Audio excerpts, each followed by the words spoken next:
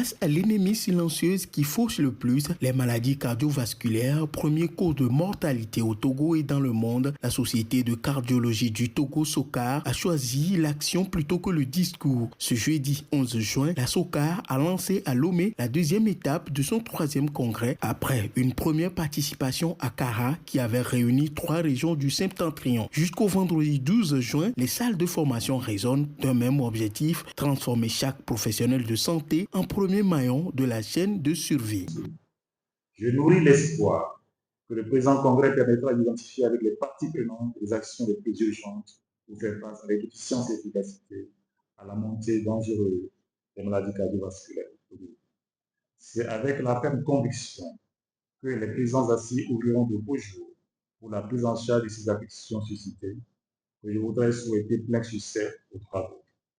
Au nom de M. le ministre de la Santé, de l'Hygiène publique, de la Protection sanitaire universelle et des assurances, M. Jean-Marie Tessy, déclare officiellement ouvert les travaux du 3e Congrès national de la Société de cardiologie du Togo. Je vous remercie.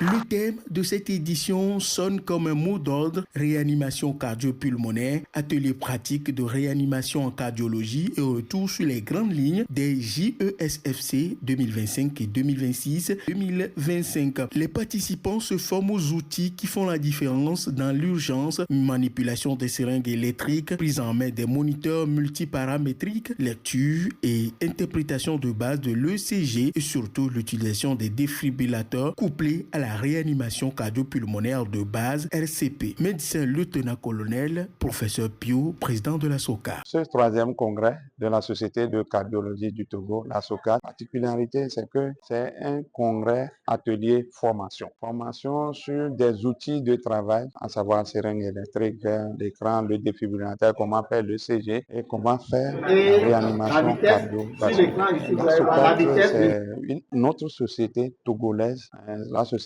savante cardiologique. Dans tous les pays du monde, il y a des sociétés savantes de cardiologie. Et donc, la SOCAR représente cette entité qui appuie le gouvernement dans ses efforts de lutte contre les maladies cardiovasculaires, que ce soit au plan préventif comme au plan curatif. Au cœur des ateliers, un équipement qui fait figure de héros, le défibrillateur. MCA Yahweh l'explique sans de tout. Le défibrillateur, c'est une petite machine qui a la principale caractéristique de pouvoir délivrer un choc électrique. C'est un équipement important parce que lorsque survient un arrêt cardiaque par exemple et que la cause est un trouble du rythme grave, il n'y a pas d'autre alternative dans l'immédiat. C'est la seule alternative et il faut l'avoir en place.